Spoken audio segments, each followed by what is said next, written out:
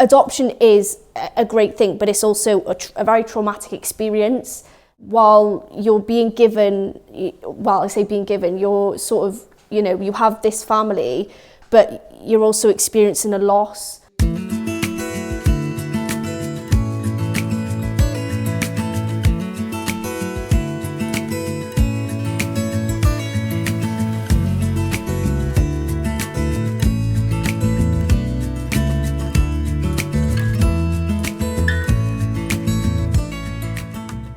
So what are the common misconceptions you've come across when people talk to you about adoption? So sort of what do they assume, what they think they know about it? So many things, so many. I think one of the main things is the assumption that because you're adopted, your parents don't and never loved you.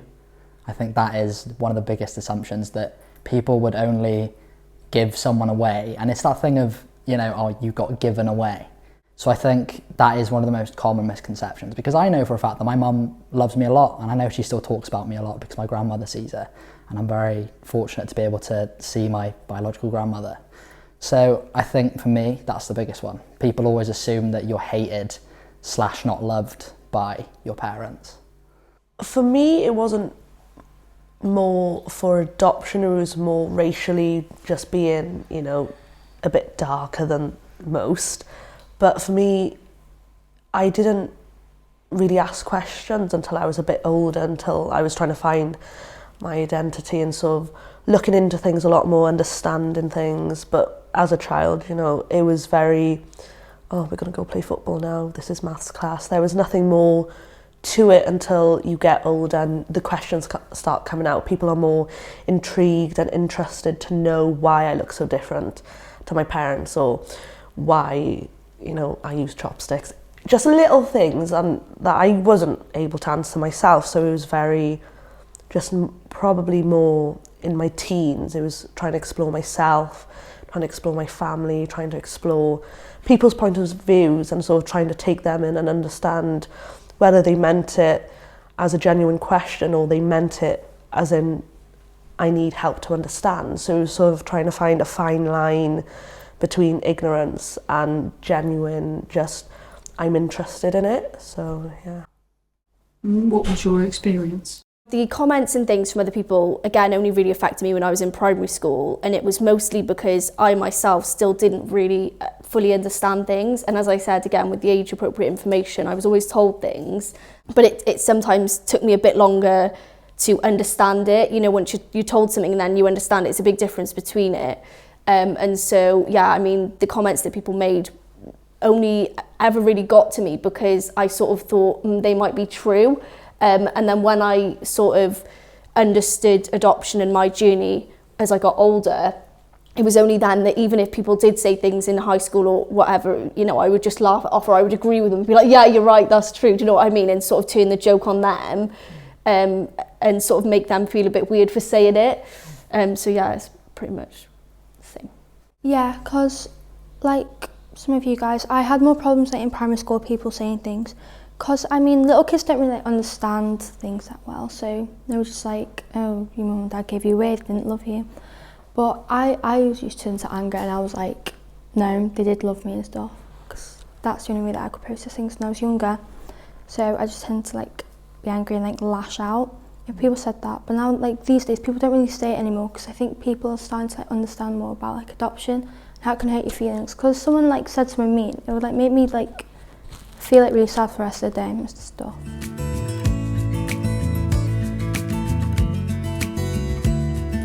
Can you tell us a little bit about how being an adopted person has felt for you? I think probably one of the main struggles for me would probably be like attachment issues. So if you make friends and they leave you or something, you're like, well, why did they leave? Is it because you're adopted? Because you've already kind of lost your birth parents as such. So then that's already like grief there. And then if you lose someone else, obviously that's another loss. So I think for me, it's like if I lose people, I'm like, why have they left me? Is it because I'm adopted? Is it not? It might have absolutely nothing to do with it. But that's what I struggle with a lot of the time.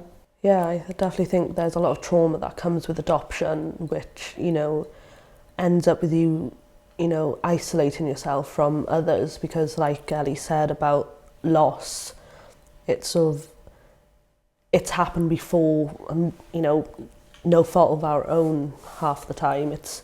It's difficult to judge whether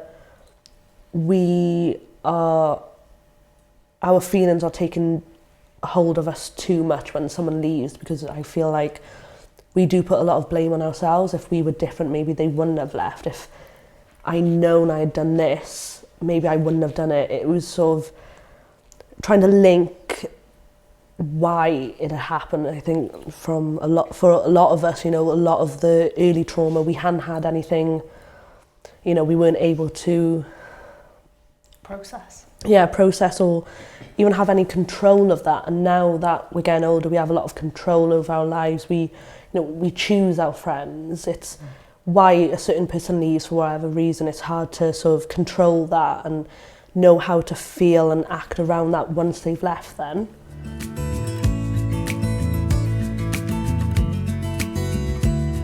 The connected groups have helped me a lot.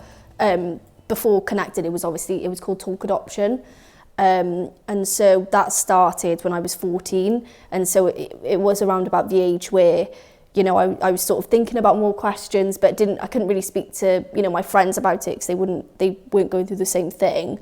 And so the connected groups gave me a really safe space to not only explore my feelings, but sort of ask questions, and sort of, you know, ask, is this normal? Why am I feeling like this? Things like that with, you know, trained youth workers, and that helped massively. I was able to make friends.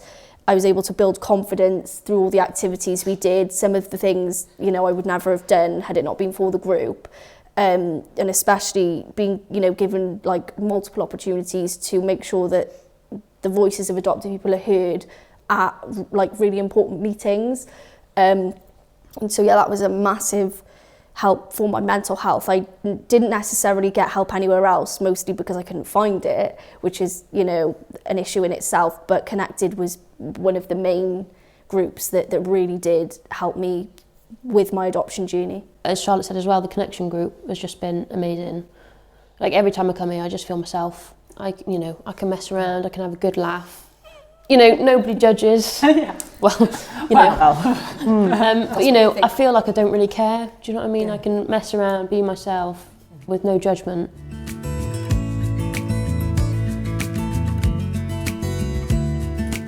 What would you say then is the most important thing you'd want to change in people's perception about it?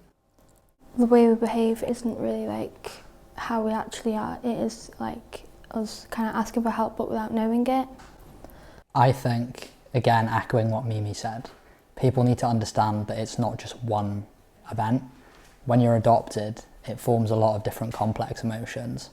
It's not just the action of, oh, you're adopted now, that's it, now you can live the rest of your life. Off you pop. Exactly. It's the different emotions that come out living out that story, because you've got so many different questions in your head, you know, why was I adopted? You know, how did they feel about me? Do they still talk about me? Do they think about me?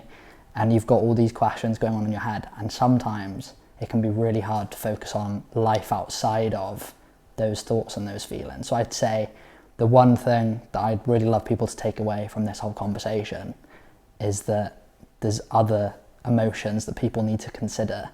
You know, again, like what Sarah was saying about behaviour, that's another big one. I wasn't a particularly naughty kid in school. I had my moments, but I think, yeah, if people can just understand sometimes the reason why we do things and the thoughts and feelings that we have are unique to adoption. I feel like the most important thing, echoing on what everyone has said here today, is that it's an ongoing journey. There's not really an end to it. And so the most important thing that I stress is to sort of to be understanding of us as people as well. And to sort of maybe take more into consideration that adoption is a great thing, but it's also a very traumatic experience. While you're being given, you're sort of, you know, you have this family, but you're also experiencing a loss of birth parents and a whole different family. And so it would be nicer I say nice, it would be nice if people were to sort of think about or maybe do a bit more research or try and understand a bit more that it is a traumatic thing, and so there are going to be that is going to sort of impact the way we grow as people, and sort of the behaviours that we have. And again, that it's not that we're bad people, it's just that we might not necessarily know how to process things, and everyone processes things differently regardless of being adopted or not. And so being adopted just so happens to be an extra stress, you know, that we might have to deal with growing up. Thank you to everyone who has contributed to this episode, and thanks for listening. We hope you enjoyed and learnt something along the way. If you'd like to find out more about us, you can visit connectcymru.com or follow us on our social media channels. And if you would like more information on the adoption service in Wales, please visit adoptcymru.com. That's all from us. Goodbye.